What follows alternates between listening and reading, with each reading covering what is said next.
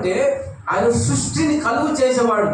మనం సృష్టికర్తను, కొంతమంది సృష్టికర్తను, మనమైతే సృష్టికర్తను ఆరాధిస్తున్నాం, ఇంకొకరైతే సృష్టిని ఆరాధిస్తారు.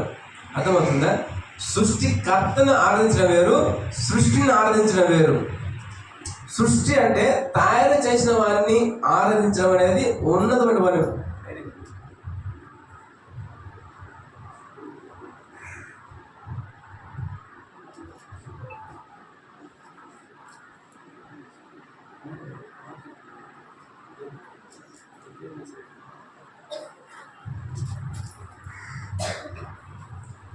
సూర్య చంద్ర నక్షత్రములు చూడగా అంటే మన దేవుడు సృష్టికర్త, సృష్టిస్తాడు, ఆయన కొత్తగా సృష్టిస్తాడు.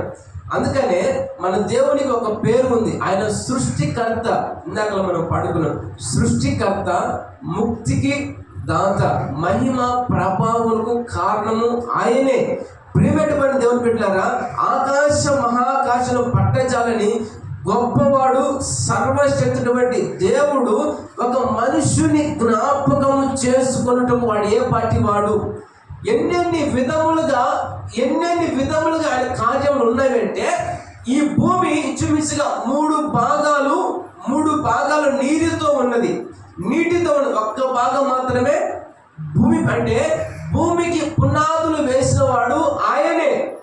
నీటి పైన చాపవలే ఈ భూమిని పరిచిన వాడు ఆయనే. ఇటువంటి సర్వశక్తి కలిగినటువంటి దేవుడంట నరుని జ్ఞాపకం చేసుకున్నట్టు వాడు ఏ పాటి వాడు.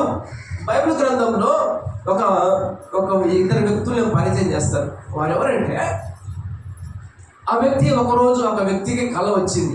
కల వస్తే ఏంటండి కల పాపము, ఒక ద్రాక్ష తీగ ఒక చోట ఉన్నది, అది ఫలించింది. ఆ ఫలించిన తర్వాత ఆ యొక్క పడినటువంటి ఆ ద్రాక్ష పండల్ని ఒక పెద్ద రాజునటువంటి ఆ రాజు ఎదుగు తీసుకొనగా అతని బంగారు పల్లెలో పెట్టారు అని ఆ కలపావము వారికి తెలియక చింతాక్రాంతులైపోయారు. అంటే కొంతమందికి కళలు వస్తాయి, మీకు అందరికి కళలు వచ్చాయా? కొంతమందికి పిడ కళలు వస్తాయి, కొంతమందికి మంచి కళలు వస్తాయి, కొంతమందికి రకరకాల కళలు వస్తాయి. అయితే కొన్ని కళలు మనకు భయాన్ని కలుగు చేస్తాయి, కొన్ని కళలు మనకి ఆనందాన్ని కలుగు చేస్తాయి. అందుకనే మన ఏపీజే అబ్దుల్ కలాం అటువంటి ఆయన ఏం చెప్పాడంటే, కళలు కనండి, వాటిని సహకారం చేసుకోనండి. అయితే ఈ యొక్క బైబిల్ గ్రంథం కూడా ఇద్దరు వ్యక్తులకి కళ వచ్చింది. ఒక వ్యక్తికి కళ ఒక రకంగా వస్తే ఒక వ్యక్తికి ఇంకో రకంగా వచ్చింది. అయితే ఈ వ్యక్తులు ఏం చేశారంటే కలవరపడుతుంది. ఏంది కలభావం అని చెప్పి అర్థం చెప్పే విషయాలు తెలియదు. అటువంటి సమయంలో ఒక వ్యక్తి అక్కడ ఉన్నాడు. ఆ వ్యక్తి ఏం చేశాడంటే, మీరు ఎందుకు ఇంత బాధపడుతున్నారు, కలభావం నేను చెప్తాను, నా దగ్గర రండి అని ఆయన తీసుకొచ్చారు. ఆయన దగ్గరికి చెప్తే, ఇదిగో ఇలా జరిగిందంటే, ఏం లేదు, ఈ ద్రాక్ష తీగ అనేది వ్యక్తిగతంగా నువ్వు రాజు యొద్దకు వెళ్ళి మరలా నువ్వు పోగొట్టుకున్నటువంటి ఉద్యోగం మరలా పొందుకుంటావు. అంటే ఈ వ్యక్తులు ఎవరంటే తప్పు చేశారు. తప్పు చేసిన తర్వాత చూడండి, ఇప్పుడు అధికారులు ఉంటారు, గవర్నమెంట్ అధికారులు చాలా కష్టపడి ఉద్యోగాలు సంపాదించుకుంటారు. సంపాదించిన తర్వాత వారి యొక్క చిన్న తప్పు చేశారు అనుకోండి, కొద్ది దినంలో సస్పెండ్ చేస్తారు, ఉద్యోగాల నుంచి తీసివేసిన తర్వాత వారు అక్కడ పక్కన ఉంటారు. అలాగే వీరిని కూడా సస్పెండ్ చేశారు. ఒక చిన్న తప్పు చేస్తే సస్పెండ్ చేసి పక్కన పెట్టిన తర్వాత వారు ఒక చెరసాలు వేసిన తర్వాత అప్పుడు వచ్చిన కళే ఈ కలభావాన్ని ఈ యొక్క యోసేపు అనే వ్యక్తి ఆ వ్యక్తులకు చెప్పిన తర్వాత ఒక మాట చెప్తాడు.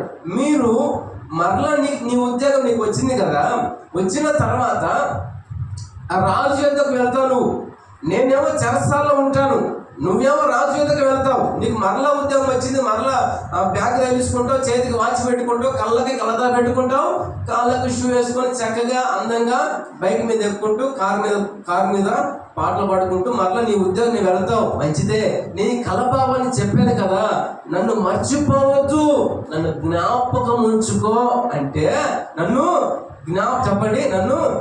జ్ఞాపకము ఉంచుకో అని చెప్తే ఆ వ్యక్తికి అలాగే ఉద్యోగం వచ్చింది. ఉద్యోగం వచ్చి మళ్ళీ రాజు ఎదుకు వెళ్ళి ఆ రాజును ఆ మంత్రి పరిపాలన చేస్తున్నాడు. చక్కగా చేస్తున్నప్పుడు యోసేపు చెరసాలి కలబాబు చెప్పబెట్టే కదా నేను ఇంతగా మనసుకు సంతోషం కలిగింది, నా పోగొట్టుకున్నటువంటి ఉద్యోగం మరలా పొందుకున్నా అనే కృతజ్ఞత భావాన్ని మర్చిపోయాడు. మనుషులు మనల్ని జ్ఞాపకం ఉంచుకోరు. మనుషులు మనం చేసిన మేలని మంచితనాన్ని మర్చిపోతారు. ప్రియమైనటువంటి దేవుని బిడ్డలారా, కొన్నిసార్లు మనుషులు మనము పాము ఉందండి, పాముకు మనం ఎంతగా పాలు పోసినా దాని స్వభావం ఏంటంటే అది కాటు వేస్తుంది. అది అంటే మనకు ఇన్నాళ్ళు పెంచారు, ఇన్నాళ్ళు